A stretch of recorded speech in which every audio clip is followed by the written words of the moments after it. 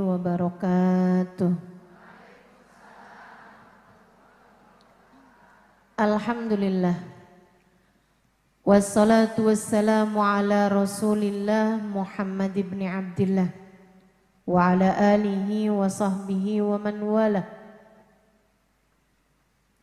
Subhanaka la ilma lana illa ma 'allamtana innaka antal alimul hakim. Rabbi shrah li sadri wa yassir li amri wahlul 'uqdatan min lisani yafqahu qawli. Amma ba'du.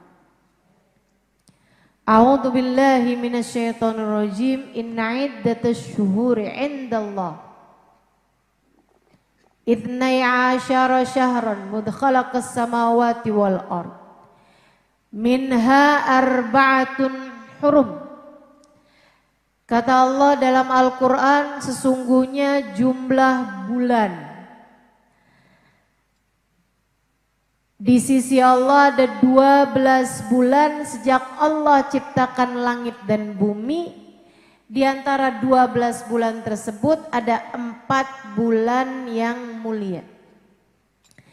Nabi Muhammad menerangkan tentang 4 bulan mulia ini dalam hadis beliau, thalatha sard wahid fard. 3 bulannya berturut-turut, 1 bulannya menyendiri. Wa amma syarat fadul qa'dah fadul hijab fa muharram.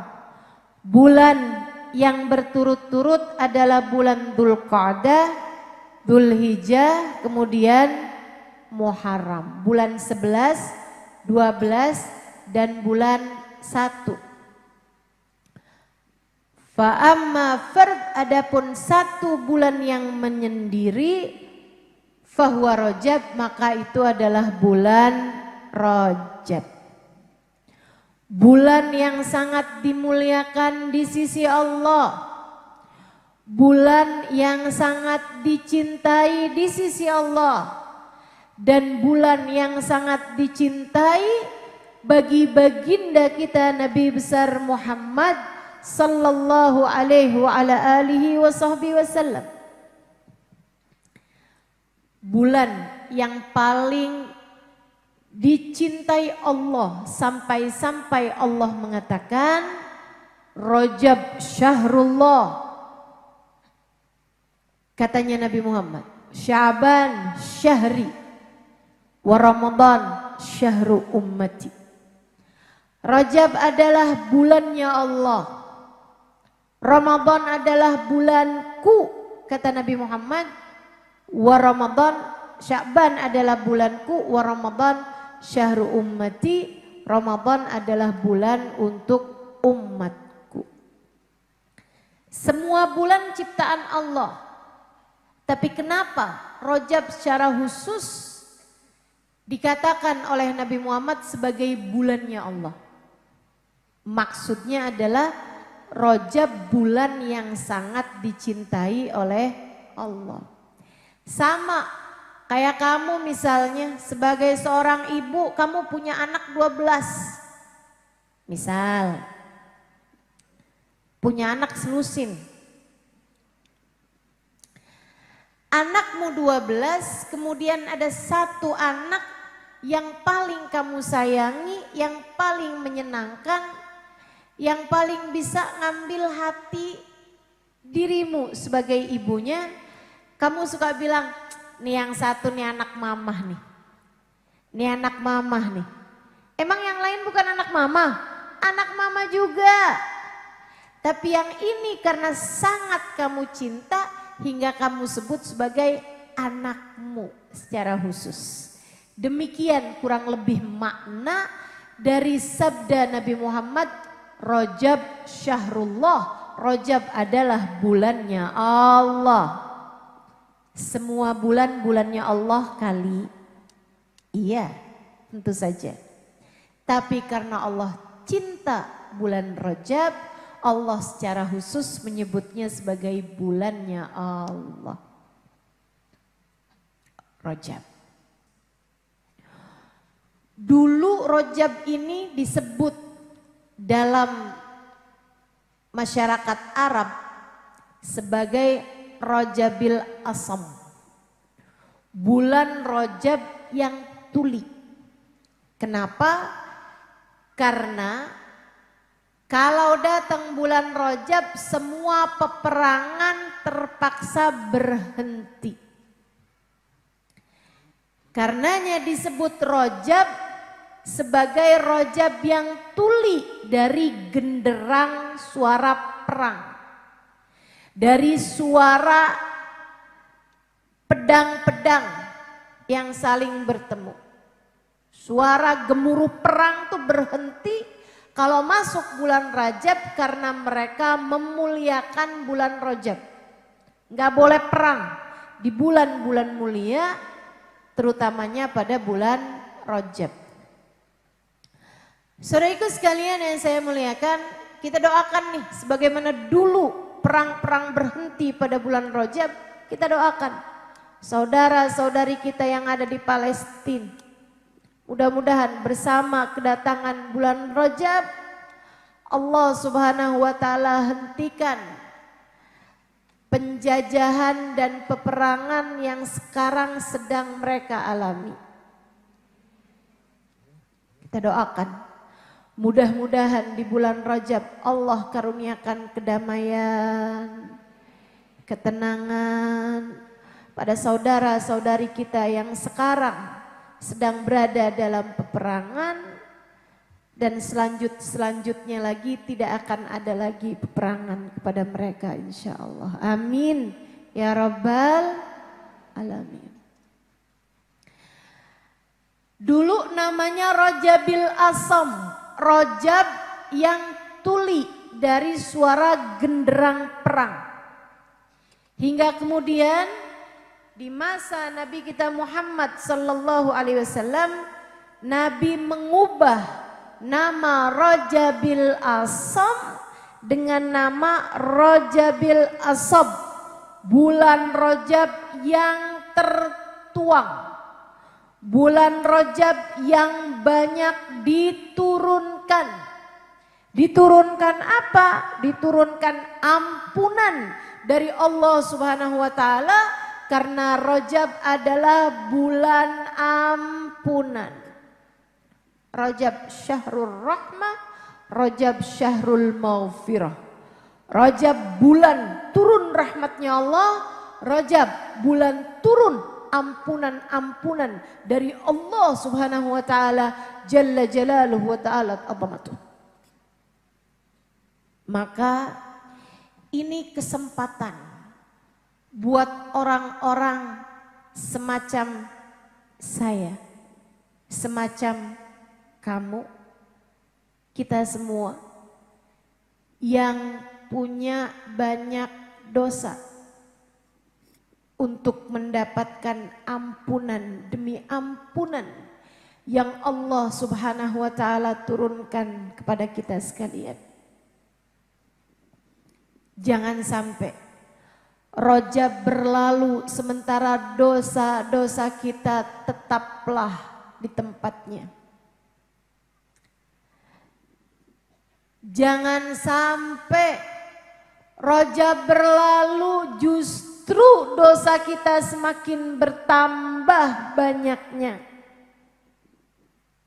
Jangan sampai Rajab terlewat begitu saja sementara kita terhalang dari semua ampunan yang Allah Subhanahu wa taala janjikan diturunkan pada bulan mulia ini.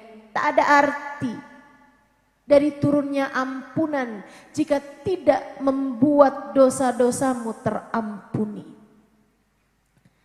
Tak ada arti dari yasubbullah maghfiratuhu sabba, dari turunnya tertuangnya hujan ampunan dari Allah Subhanahu wa taala pada bulan Rajab yang seperti ini, jika tidak membuat kita terampuni dosa-dosa kita. Kita sangat perlu ampunan, teman-teman. Tahukah kamu, satu dosa saja yang tidak diampuni Allah cukup untuk jadi alasan Allah menggelincirkan kaki kita di saat lewat jembatan Sirat. Tahukah kamu, satu dosa yang dilakukan Adam alaihi salam melanggar aturan Allah Subhanahu wa taala, wala taqraba hadhihi syajarah fatakuna minadh dhalimin.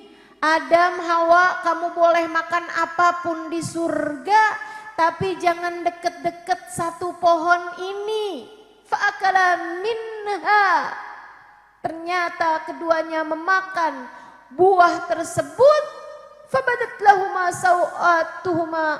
Maka Allah Subhanahu wa taala kemudian membukakan aurat mereka, menurunkan mereka ke atas muka bumi ini. Hanya disebabkan karena satu dosa. Sama halnya dengan iblis. Saudariku sekalian, iblis itu sudah ibadah pada Allah Subhanahu wa taala 70.000 tahun lamanya. Enggak di bumi, enggak di langit. Kana minal jin.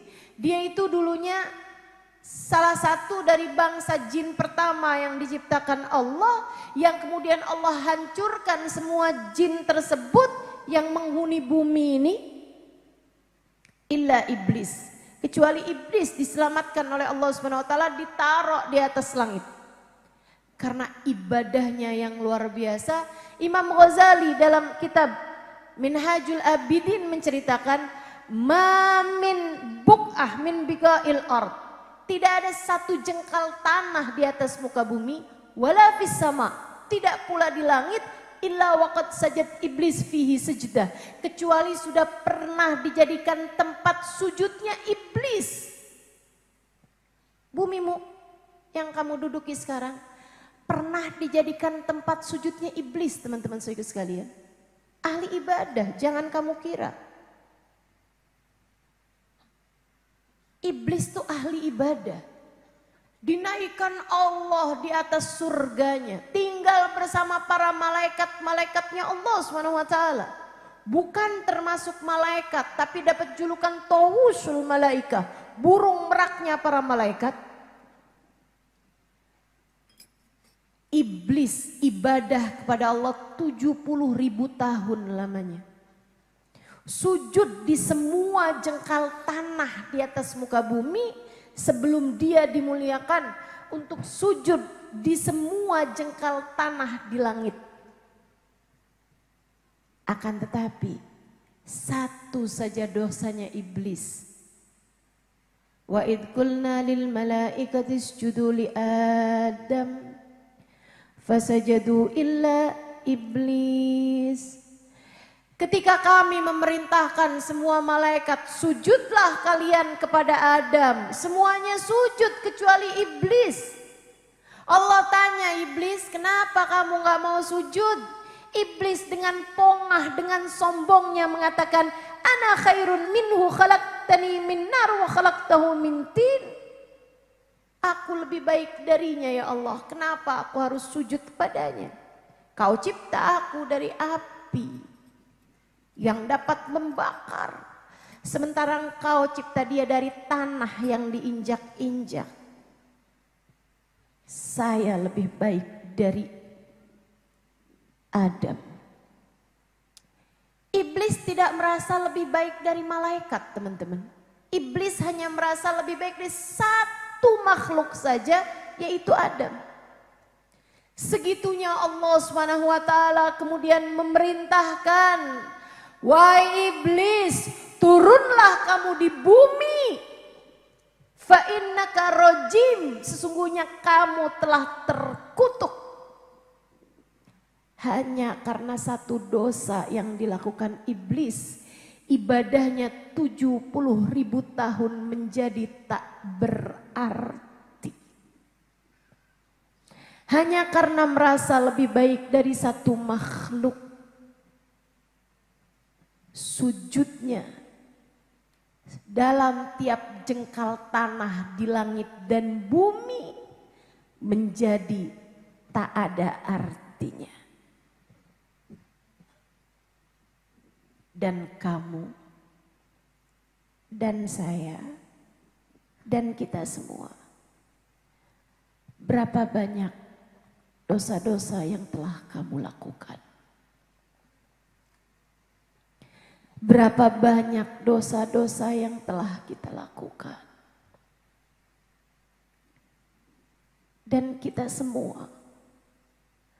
Berapa banyak makhluknya Allah yang kita merasa lebih baik darinya? Sungguh cukup bagi Allah alasan untuk membuat kita saat melewati jembatan di akhirat nanti, kaki kita tergelincir masuk ke dalam api neraka.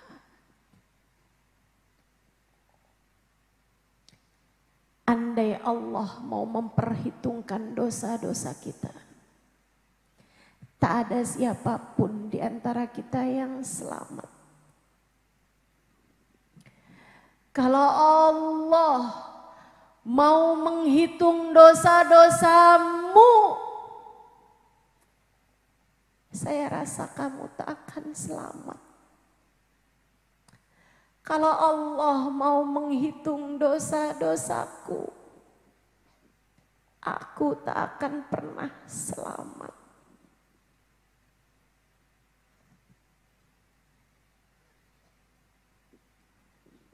Kita perlu banyak ampunan. Kita perlu banyak maufirah. Kita perlu dikasihani, dirahmati, disayangi oleh Allah Subhanahu wa ta'ala.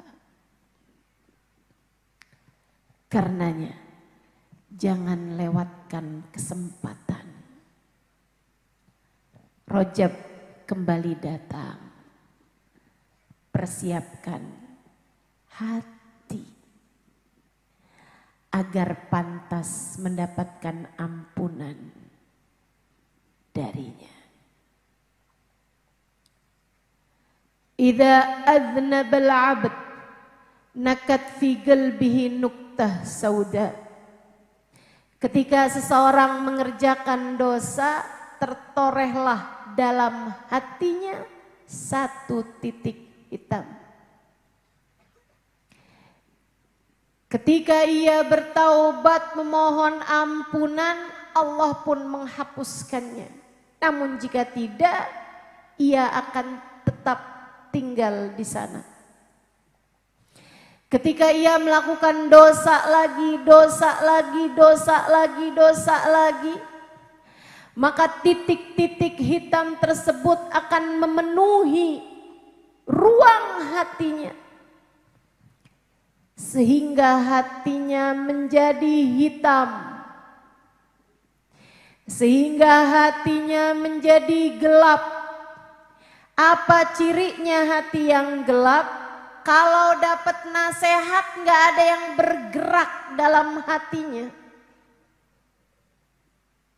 Kalau disebutkan tentang dosa-dosa, dia tidak merasa bahwa dosa-dosanya memang telah begitu banyaknya. Hati kalau keras, disebutkan tentang neraka, disebutkan tentang azab kubur, diceritakan tentang Allah, tak akan bertambah keimanannya. Malah justru dia akan melihat orang-orang lain lebih banyak dosanya daripada dirinya. Iya tuh emang orang-orang tuh pada banyak dosanya. Suka pada nyakitin saya. Bulan Rajab kayak gini nih pada perlu tuh sama ampunan. Tapi kan mereka gak pada istighfar. Karena kan gak pada dengerin kajian. Dia merasa seolah-olah jaminan surga telah diberikan padanya. Dia merasa seolah-olah apa yang sudah dilakukannya di atas muka bumi ini menjadikan dia mustahil untuk Allah Subhanahu wa taala murka padanya. Apa bedanya kamu sama iblis? Kalau saya bilang sih malahan iblis masih lebih baik, sebab ibadahnya sudah 70.000 tahun. Sebab sujudnya telah sepanjang itu dan sebanyak itu. Semua tempat sudah menjadi saksi atas ketaatan-ketaatan iblis selama ini. Kamu berapa banyak sujudmu? Kamu seberapa panjang zikir dan tahajudmu? Kamu seberapa banyak firman-firman Allah kamu baca dengan lisan dan hatimu? Betapa sangat perlunya kita sama ampunan Allah. Hati yang hitam sulit untuk bisa mendapatkan hidayah dari Allah. Sampai kalau hati tersebut sudah menjadi berkarat, sudah menjadi berkarat, sudah menjadi berkerak. Karena yang hitam sudah menumpuk, hatinya sudah penuh dengan dosa, masih tertoreh lagi titik-titik hitam yang akhirnya menjadikan hati tersebut menjadi berkerak, menjadi karat. Dalam bahasa Al-Quran Allah menyebutnya dengan nama Ran. Kalabal ran ala kulubihim bima kanu yaksibun. Kalla innahum ar-rabbihim yawma idin lamahjubun. Kalla, kata Allah, sekali-kali tidak. Bal ran ala kulubihim. Ada karat di dalam hati mereka. Ada kerak dari tumpukan dosa-dosa yang telah mereka lakukan. Kalla innahum ar-rabbihim yawma idin lamahjubun. Orang yang hatinya berkerak, orang yang hatinya berkarat, di hari akhirat nanti akan terhalang dari Allah. Di hari akhirat nanti akan terhalang dari rahmatnya Allah. Di saat kematiannya, orang-orang yang hatinya semacam ini akan mati dalam keadaan su'ul khatimah. Iman tercabut dari dalam hatinya sesaat menjelang ajal menjemputnya. Na'udzubillah min dzalik. Ya Allah, lindungkan kami semua dari menjadi orang-orang yang semacam ini. Ya Allah, ya Allah, ya Allah. Hujan ampunan sebentar lagi mulai turun. Ia akan turun ke dalam hati-hati kita. Akan mulai menghapuskan titik-titik hitam yang selama ini telah memenuhi ruang hati kita.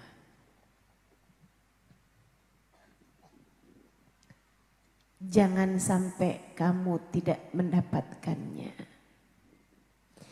Jangan sampai kamu enggak kebagian darinya. Perbanyaklah istighfar di bulan Rajab. Bacalah senantiasa permohonan ampunmu kepada Allah dengan lisan-lisanmu dan dengan hatimu. Mohonlah ampunan kepadanya. Bacalah banyak-banyak di bulan Rajab Sayyidul Istighfar. Yang semua dari kita saya rasa sudah menghafalnya. Diajarkan baginda kita Nabi besar Muhammad sallallahu alaihi wa ala alihi wa sahbihi wasallam. Allahumma anta rabbi la ilaha illa anta khalaqtani wa ana abduka wa ana ala ahdika wa wa'dika mastata'tu abu'u laka bi ni'matika alayya wa abu'u bi dhanbi faghfirli fa innahu la yaghfiru dhunuba illa anta. Allahumma anta rabbi, ya Allah engkau adalah Tuhanku, wa ana abdu, saya adalah hambamu ya Allah. Wa ana ala ahdika wa wa'dika mastata'tu, aku memiliki perjanjian denganmu ya Allah, akan aku laksanakan sekemampuanku. Kita punya perjanjian sama Allah. Perjanjian apa yang dimaksudkan Nabi Muhammad? Perjanjian wa ma khalaqtul jinna wal insa illa liya'budu. Aku ciptakan jin dan manusia tak lain tak bukan adalah untuk beribadah kepadaku, untuk menjadikan hidupnya semata-mata untukku. Bukan hanya sholat teman-teman, ibadah yang dimaksudkan dalam ayat ini bukan berarti kamu hidup hanya mengerjakan sholat gitu, bukan. Tentu saja bukan. Ada banyak ibadah yang sedang kita lakukan hari ini. Bahkan dari sejak pagi-pagi kamu udah bersiap-siap, termasuk ibadah kepada Allah Subhanahu wa taala. Jika niatmu benar. Jika kamu hadir di majelis ini untuk bisa mendapatkan ilmu yang menyampaikanmu kepada Allah, untuk bisa mendengarkan segala sesuatu tentang Allah dan Rasul-Nya, kamu adalah seseorang yang telah mengerjakan ibadah kepada Allah Subhanahu wa taala. Bahkan sejak kamu mandi, kamu berpakaian, kamu keluar rumah, kamu minta izin suami buat pergi, kamu mulai berjalan. Semua yang kamu lakukan, bahkan dari sejak tadi malam, ketika kamu mulai berniat, besok pagi saya akan datang. Bahkan dari sejak ketika kamu mendengarkan pengumuman bahwa akan ada majelis di tempat ini, dan kamu sudah berniat saya akan menghadirinya, kamu sudah tertulis sedang mengerjakan taat dan beribadah kepada Allah. Saudariku sekalian yang saya muliakan, bahkan ketika kamu sedang mempersiapkan untuk suamimu ini sarapannya ya, semuanya sudah tertulis ibadah kepada Allah Subhanahu wa taala. Demikian pula ketika kamu berniat bahwa selama bulan Rajab saya akan memperbanyak istighfar kepada Allah. Dari niatmu ini Allah menghitungmu beribadah kepada Allah Subhanahu wa taala. Saudariku sekalian yang saya muliakan, semua yang kamu lakukan, jika kamu niatkan hidupmu buat Allah, semua yang kamu lakukan bernilai ibadah di sisinya. Wa ana ala ahdika wa wa'dika mastata'tu a'udzubika min syarri ma sana'tu. Aku berlindung ya Allah kepadamu atas dosa demi dosa yang lagi-lagi aku kerjakan. Abu'u laka bi ni'matika alayya. Ya Allah, Engkau datang kepadaku dengan nikmat-nikmat darimu yang tak ada habisnya, yang tak mampu aku hitung. Sedari tadi pagi ini kamu bangun dalam keadaan sehat. Kamu bisa mandi, kamu bisa sholat subuh, kamu bisa begitu banyak nikmat yang telah Allah Subhanahu wa taala berikan kepadamu. Kamu bisa sarapan, kamu bisa minum teh, minum kopi. Saudariku sekalian yang saya muliakan, enggak ada semuanya kecuali dari Allah Subhanahu wa taala. Andai tadi pagi bangun tidur, Allah jadikan kakimu tak bisa bergerak dari atas tempat tidurmu, bagaimana mungkin kamu pagi hari ini sampai di tempat ini? Andai tadi pagi Allah Subhanahu wa taala membuat perutmu sakit, kamu mungkin tidak akan sampai di tempat ini. Dari Allah Subhanahu wa taala semuanya. Abu'u laka bi ni'matika alayya. Engkau selalu datang padaku ya Allah dengan berjuta-juta kenikmatan yang tak pernah mampu aku hitung. Usus-usus yang dibiarkan bekerja sebagaimana mestinya. Saraf-saraf dalam tubuhmu yang Allah biarkan tetap bekerja. Sel-sel dalam tubuhmu, aliran darah yang Allah biarkan mengalir. Dan hati yang Allah tetap biarkan beriman adalah nikmat demi nikmat yang tak pernah mampu kita hitung, apalagi kita syukuri. Abu'u laka bi ni'matika alayya. Kau ya Allah senantiasa datang padaku dengan kenikmatan-kenikmatan darimu. Wa abu'u bidzambi. Maafkan aku ya Allah. Aku selalu kembali kepadamu dengan dosa demi dosa. Kau berikan padaku kenikmatan mata, tapi aku gunakan mataku untuk hal-hal yang kau larang. Faghfirli, ampunilah aku ya Allah.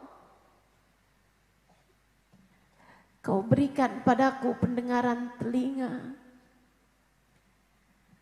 Begitu rumit, tapi engkau tetap membiarkanku tetap bisa mendengar. Padahal entah berapa dosa yang telah dikerjakan telingaku selama ini. Kau berikan aku lisan. Daging sekecil ini tak bertulang. Dengannya aku bisa mengucapkan apapun saja yang aku mau. Tapi yang darimu bukannya aku pergunakan menyebut namamu. Bukannya aku pergunakan membaca firman-firman-Mu. Bukannya aku gunakan lisanku untuk bersolawat kepada kekasih-Mu. Akan tetapi ya Allah, betapa seringnya aku gunakan lisanku untuk mengobok-obok aib orang lain. Untuk mencabik-cabik kekurangan-kekurangan orang lain. Aku gunakan untuk membicarakan aib-aib orang. Betapa banyak lisan-lisanku ini ya Allah. Berkata hal yang buruk pada suami, marah-marah kepada anak, ngomel-ngomel, nyakitin hati suami, nyakitin hati orang-orang. Abu'u laka bi ni'matika alayya. Kau datang dengan memberi kenikmatan lisan. Abu'u bidzambi. Aku gunakan lisanku untuk berbuat dosa demi dosa. Faghfirli. Ampunilah aku ya Allah. Fa innahu la yaghfirudz dzunuba illa anta. Tak ada yang dapat melakukannya kecuali Engkau. Tak dapat mengampuni dosa-dosaku kecuali Engkau. Ya Allah, ampunilah ya Allah. Bu, Kak, Dek, Alhamdulillah. Kita punya Allah seindah-indah pengampun. Saya bayangkan kalau muamalahnya enggak sama Allah. Saya bayangkan kalau urusannya enggak sama Allah. Mata yang dipakai buat ngelihat maksiat mungkin sama Allah udah dibikin buta. Andai muamalah kita ini bukan urusan kita, adep-adepannya kita bukan kepada Allah yang Maha Pengampun, mungkin kaki-kaki kita yang sudah pernah pergi ke tempat-tempat maksiat bisa jadi Allah jadikan lumpuh dan tak lagi bergerak. Tapi kita punya Allah seindah-indah pengampun yang berkata, apabila kulihat hambaku datang padaku memohon ampunan, membawa bergunung-gunung dosa, aku akan menyambutnya dengan bergunung-gunung ampunan. Man atani yamshi ataituhu harwala. Siapa yang mendekat padaku dengan berjalan, aku akan datang mendekat padanya dengan berlari. Man tagarraba ilayya shibra taqarrabtu ilaihi dhira'a. Siapa yang mendekat padaku satu jengkal, kata Allah dalam hadis qudsinya, aku akan mendekat kepadanya satu hasta. Dari ujung jari sampai ke tangan ini, sampai ke siku satu hasta.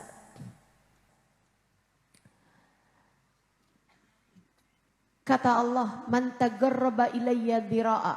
Siapa yang mendekat kepadaku satu hasta, aku akan mendekat kepadanya ba'a, satu depa. Dari ujung jari sampai ke ujung jari yang lainnya. Satu depa. Siapa yang mendekat padaku dengan berjalan, aku akan mendekat padanya dengan berlari. Alhamdulillah. Karenanya kita perlu segera mendekat kepada Allah untuk mendapatkan ampunan-ampunan Allah. Bulan Rajab tiap habis maghrib sama habis subuh, jangan lupa buat baca istighfar 70 kali.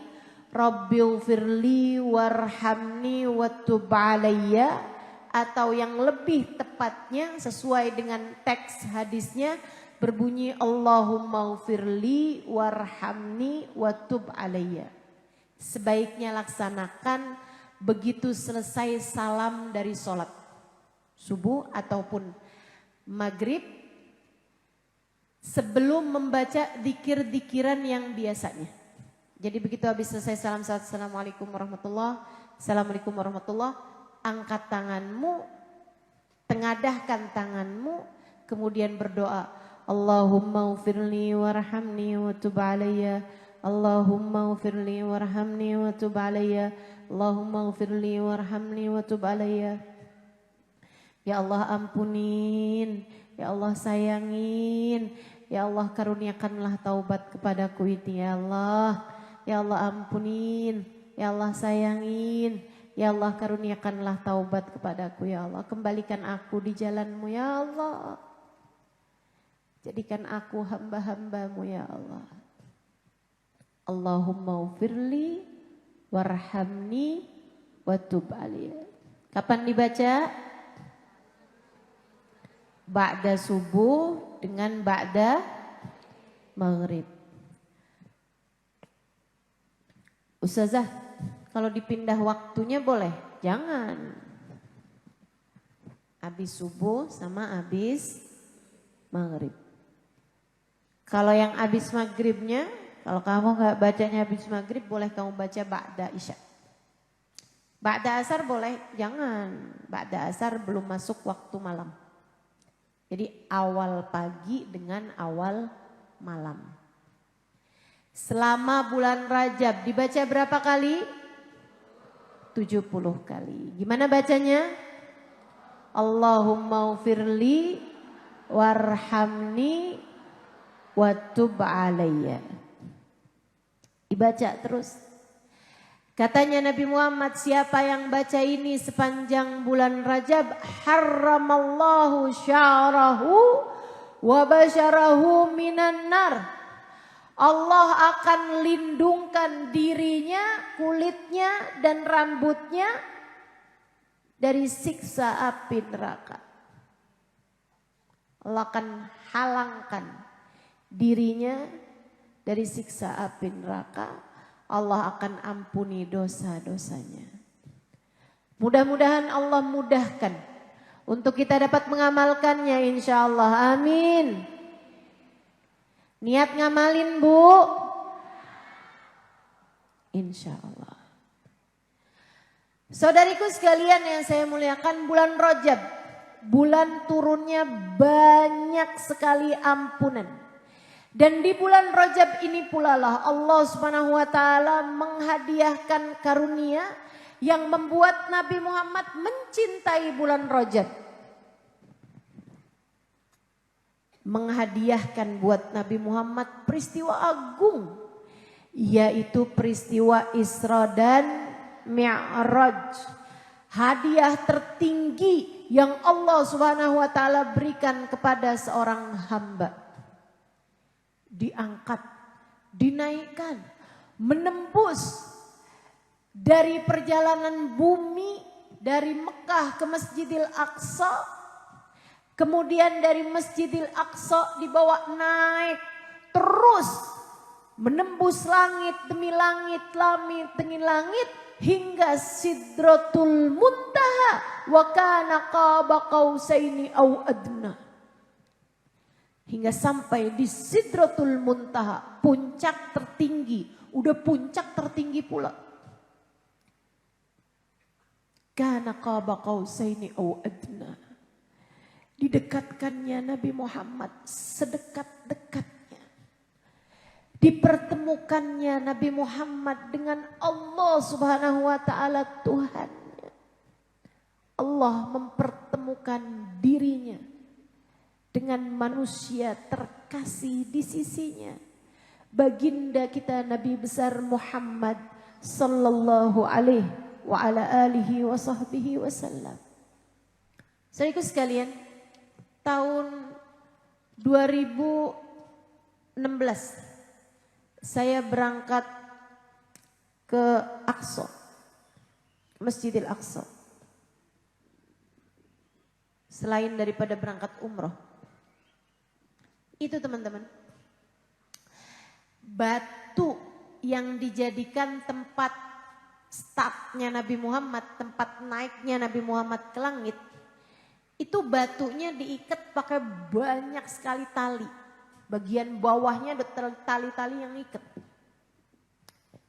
Saya heran kenapa kok batu pakai diikat, batu tuh udah berat. Batu tuh kalau kita mau taruh di tanah nggak usah pakai diikat. Kalau ditaruh di atas baru diikat. Kan begitu? Biar nggak jatuh ke tanah. Nah kalau udah di tanah ngapain diikat? Itu teman-teman, batunya Isra Mi'raj itu pakai diikat dengan banyak tali. Kenapa gitu?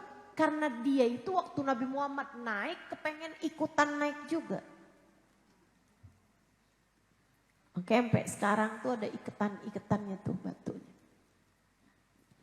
Saudaraku sekalian yang saya muliakan, malam terakhir saya di Kudus, di Yerusalem, di Baitul Maqdis. Habis pulang dari sholat Isya, itu sebelum subuhnya saya udah berangkat ke umroh. Saya lewatin masjid yang ada batu besarnya itu ya, batu Mi'rajnya Nabi. Tapi waktu itu masjidnya tuh udah mulai mau dikunci, udah lagi dikunci-kunciin gitu sama marbotnya. Saya dengan beberapa teman kepengen sholat witir di situ gitu. Sebagai malam terakhir saya, dan saya nggak tahu apakah nantinya kapan lagi bisa pergi ke Aqsa lagi. Karena memang negeri itu kan banyak sekali kejadian-kejadian yang tidak terduga ya, seperti saat sekarang. Mudah-mudahan Allah segera karuniakan kedamaian buat orang Palestina insya Allah. Jadi saya samperin tuh marbotnya yang lagi ngunciin masjid. Saya bilang khalina nadkhul wa nusallil witr. Boleh nggak nih kita masuk? Izinin dong kita masuk, kita mau sholat witir gitu. Bukrah banu safirul umrah. Besok sebelum subuh kita udah berangkat ke umroh gitu. Terus dia bilang, oke boleh tapi jangan lama-lama gitu. Saya ngerti lah mungkin dia mau cepet-cepetan tutup masjid kan, dia mau makan malam, dia mau pulang, dia ngantuk, kita nggak tahu kan. Jadi saya bilang baik, kita akan cepet-cepetan. Saya masuk sholat witir bersama dengan teman-teman saya juga. Kita berpencar-pencar gitu kan. Habis selesai saya sholat, saya disamperin sama yang tadi marbot itu. Saya pikir oh nih mesti disuruh cepetan pulang nih. Terus dia nanya, Araftil Arabiyah? Dia bilang kamu ngerti bahasa Arab? Saya bilang bolehlah dibandingin orang Kerawang.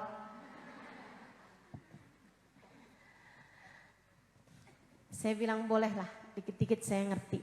Dia bilang ta'al bu'urwik. Dia bilang sini deh, saya mau tunjukin kamu sesuatu. Saya ajakin semua teman-teman saya tuh. Dia bilang ayo ikut-ikut. Saya nggak tahu nih dia mau ngapain kan.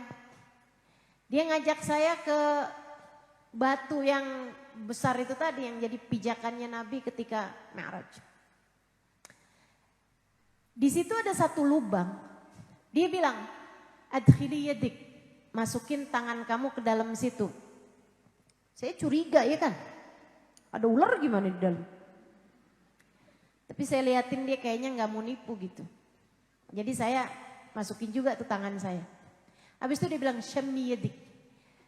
Kamu pegang batu di situ dibilang, tapi memang karena kecil lubangnya kan udah pasti tuh kepegang.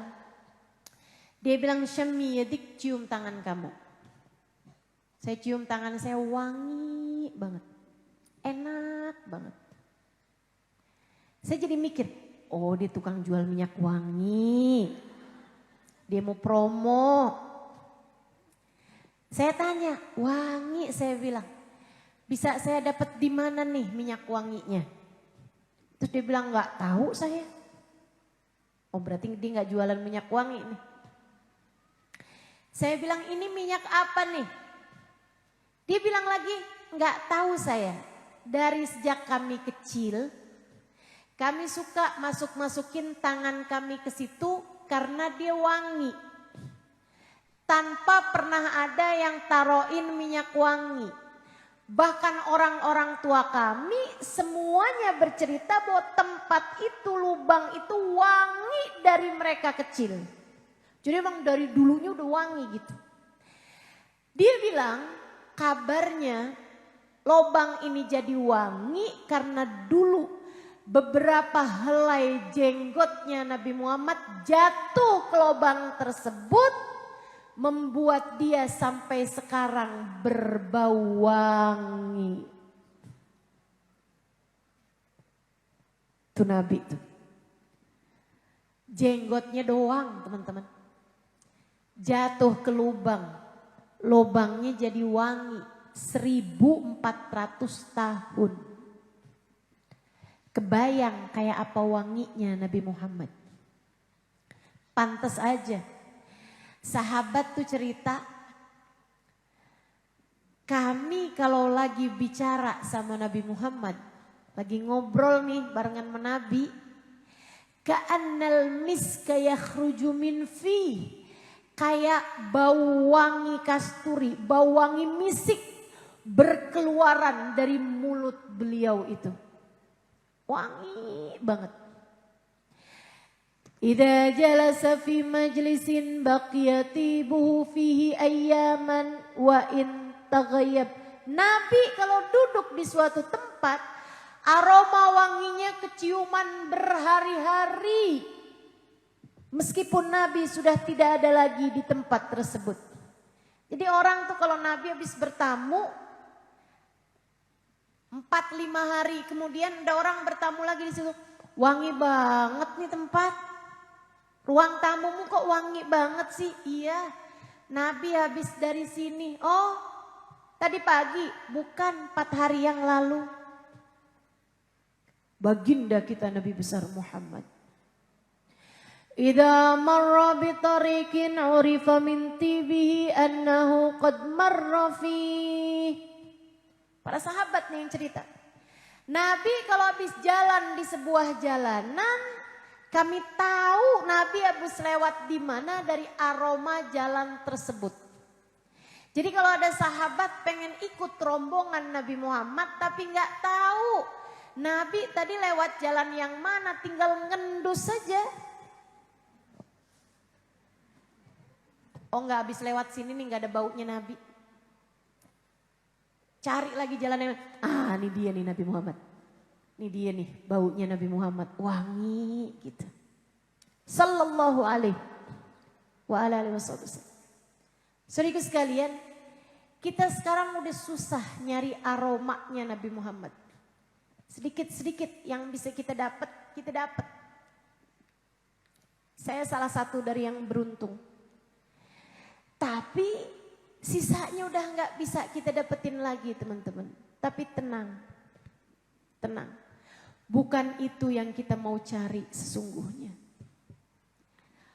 Allah tuh dengan dibuatnya Nabi Muhammad sewangi itu lagi mau ngajarin kita.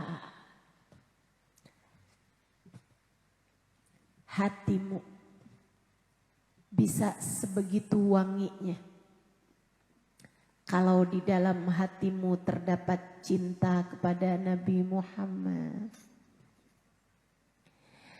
Hatimu bisa sebegitu indahnya. Jika di dalam hatimu terdapat cinta kepada baginda Nabi besar Muhammad.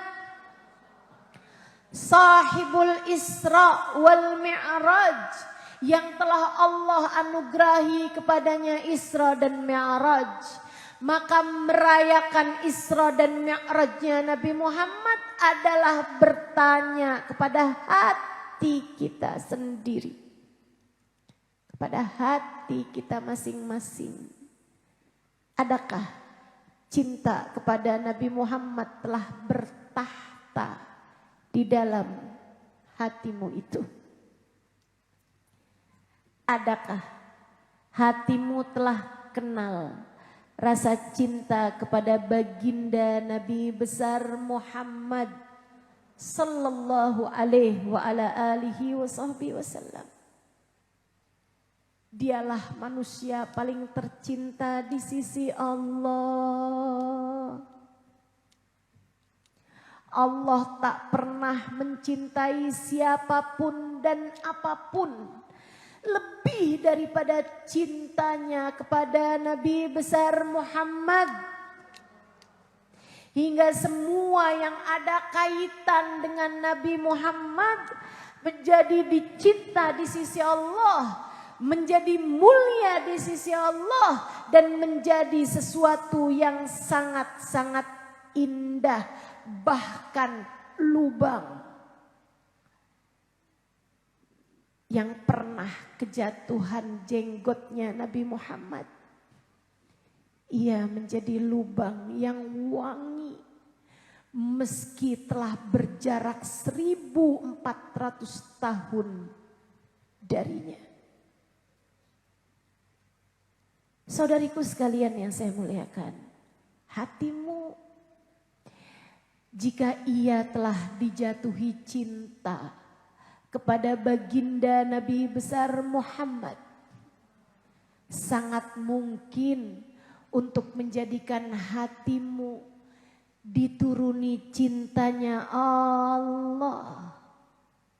Dan jika Allah telah mencintai hatimu,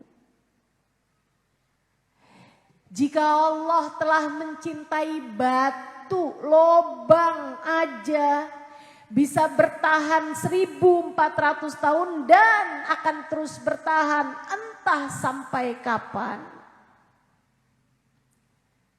Bayangkan jika hatimu telah dicintai oleh Allah. Bu, kalau hatimu telah dicintai oleh Allah, Allah akan bersihkan hatimu dari noda-noda hitam, bahkan dari kerak ataupun karat yang telah ada dalam hatimu itu. Jika hatimu dicinta oleh Allah, Allah akan hiaskan hatimu dengan keindahan demi keindahan sifat dan perilaku. Kamu akan dikaruniai tawadhu, kamu akan dikaruniai syukur, kamu akan dikaruniai sabar, kamu akan dikaruniai iman, kamu akan dikaruniai yakin, kamu akan dikaruniai cinta, kamu akan dikaruniai kasih sayang, kamu akan dikaruniai takwa, khauf, roja, qanaah. Ada begitu banyak hal-hal indah yang Allah dapat karuniakan dalam hatimu itu. Dan yang terbesarnya, kalau Allah telah mencintai hati kita, yuthabbitullahu alladhina amanu bil qawli tsabit fi hayatid dunya wal akhirah. Allah lah satu yang menetapkan hati hamba-hambanya dengan kalimat syahadat di dunia maupun di akhirat, saat hidup maupun saat kematiannya datang. Orang-orang yang hatinya telah dicinta oleh Allah dengan mudah saat sakaratul mautnya tiba berucap kalimat La ilaha illallah.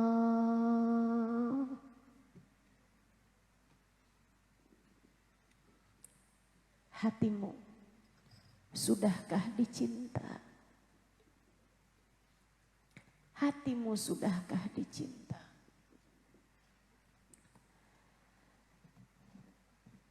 Sebab kalau hatimu dicinta, sakaratul mautmu akan ringan. Sakaratul mautmu akan husnul khatimah. Sakaratmu akan mudah berucap kalimat syahadat.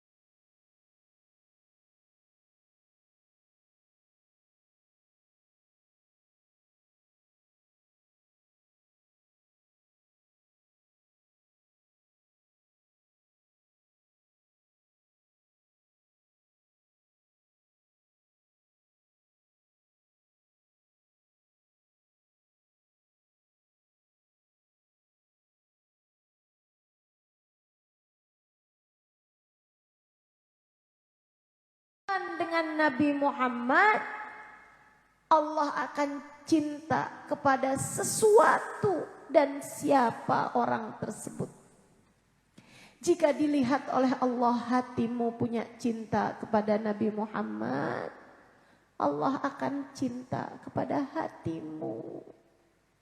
Karenanya, karena saya kesian kepadamu, karena saya sayang kepadamu, karena saya cinta kepadamu, saya sampaikan padamu, buka Dek, nak, jangan berani mati sebelum bawa cinta di hati kepada baginda Nabi. Jangan sampai kamu mati belum punya cinta sama Nabi. Jangan berani-berani mati belum bawa cinta kepada baginda Nabi. Pastikan itu. Pastikan itu. Kalau kamu sepanjang hidup di dunia tahu rasanya mencintai anak. Sepanjang hidup di dunia kamu tahu rasanya mencintai suamimu. Hingga kalau kamu terpisah beberapa hari darinya kamu merasa rindu. Tanyakan pada hatimu. Adakah kamu cinta kepada Nabi Muhammad? Cinta bukan urusan kata-kata, Bu. Cinta bukan sekedar ucapan, Dek. Kamu bisa aja bilang aku cinta Nabi Muhammad. Tapi urusannya bukan sekedar kata-kata yang keluar dari lisanmu itu. Cinta adalah urusan hati. Cinta adalah urusan hati. Tanyakan pada hatimu. Adakah hatimu mencintai baginda Nabi? Seberapa inginmu berjumpa dengannya? Seberapa inginmu memandang indah wajahnya? Ataukah kamu lebih ingin punya mobil yang bagus, punya rumah yang megah, punya anak-anak yang berprestasi? Sebab Nabi ketika bercerita tentang para pecintanya, dalam sebuah hadis Nabi Muhammad menyampaikan, oh syauqan ala ahbabi. Duh rindunya hati ini kepada para pecinta-pecintaku. Wahai Rasul, innama nahan ahbabuk. Kamilah para pecinta-pecintamu wahai Rasul. Antum ashabi. Kata Nabi, kalian sahabat-sahabatku. Kita selalu saja bertemu. Lantas siapa pecinta yang engkau rindukan itu wahai Rasulullah? Mereka adalah umatku. Ja'u min ba'dikum, datang sesudah kalian, lam ra'auni, mereka tidak pernah memandang wajahku, akan tetapi mereka rindu untuk berjumpa denganku dan mereka mau berjumpa denganku meski andai menjual seluruh harta mereka sekalipun. Mereka mau menebusku dengan seluruh harta yang mereka punya sekalipun. Kamukah orangnya itu? Jika kamu merasakan cinta di hatimu yang andai untuk berjumpa dengan Nabi, kamu harus mengeluarkan apapun yang kamu punya. Kamu rela melakukannya. Kusampaikan kabar gembira padamu. Nabi mencintaimu lebih daripada cintamu padanya. Nabi berkata sesudahnya, aku akan menantikan mereka di depan telagaku. Merayakan Isra dan Mi'raj adalah bertanya-tanya, sudah seberapa banyak porsi Nabi dalam hati kita? merayakan Isra dan Mi'raj adalah terus-terusan menintrospeksi diri. Sudah berapa banyak tangga kita naiki mendekatkan kita kepada baginda Nabi Muhammad sallallahu alaihi wasallam. Semoga kita tidak mati kecuali setelah cinta di dalam hati kita besar kepada baginda Nabi Muhammad sallallahu alaihi wasallam. Sebuah cinta yang cukup untuk mempertemukan kita dengan Nabi Muhammad. Sebuah cinta yang pantas untuk kita bawa berjumpa dengan baginda Nabi besar Muhammad. Bu, Kak, Dek, Nak, harta dunia ini kalau untuk sekedar makanmu, untuk sekedar hidupmu pasti akan cukup. Allah tak akan pernah membiarkanmu kelaparan. Percaya saya. Rezekimu itu sudah diatur dari langit. Kata Allah, rizqukum fis sama'i wa ma tu'adun. Rezeki kalian sudah selesai aku atur dari langit. Dan apapun yang sudah dijanjikan sudah selesai diatur dari langit. Yang belum dijanjikan adalah keadaanmu di akhirat nanti. Yang belum dijanjikan, apakah matamu kelak dapat memandang wajah Nabi Muhammad? Yang belum dijanjikan, apakah kelak kamu masuk dalam alam kubur? Kuburmu menjadi taman surga ataukah menjadi lubang-lubang api neraka? Maka kalau sisa hidupmu di dunia kamu pakai buat kejar-kejar dunia, kamu pakai buat nyari-nyari harta, terus-terusan gak ada habis-habisnya, hidupmu yang mana yang kamu mau pakai buat nyari jaminan kebahagiaanmu di akhirat nanti?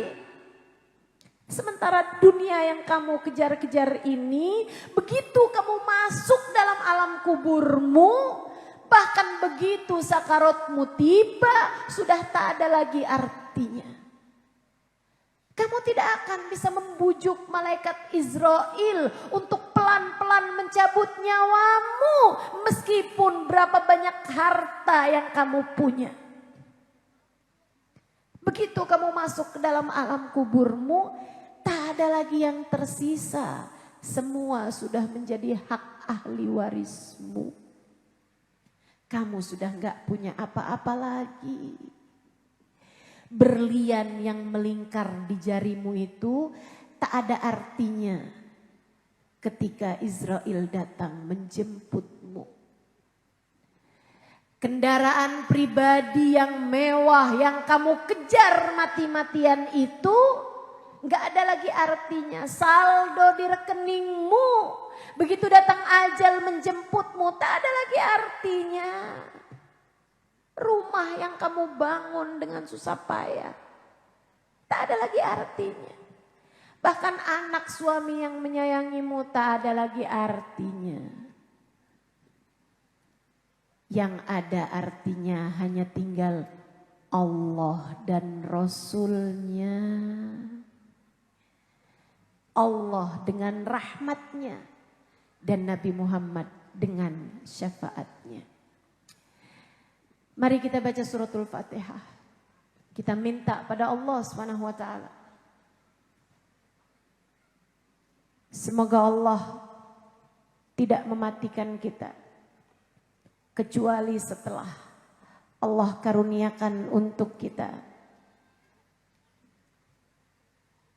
hati yang selamat, hati yang penuh cinta, kasih sayang Allah Subhanahu wa taala, dan juga syafaat baginda Nabi besar Muhammad sallallahu alaihi wasallam. Semoga kita enggak mati kecuali setelah syafaat baginda Nabi kita raih. Ala hadhihi niyah wa bikulli niyatin salihah. Fatihan Allah yuthabbit imanana, yunawwir qulubana wa qalibana ma'al huda wat tuqa wal afaf wal ghina wal ridha wal yaqin. Yaftah alaina futuhal arifin, yakhtim ajalana bil husna, wa huwa radin anna fi khairin wa lutfin wa afiyah wa ila hadratin Nabi Muhammad sallallahu alaihi wa ala alihi wa sahbihi wasallam. Al-Fatihah. Baca bersama-sama. A'udzu billahi minasyaitonir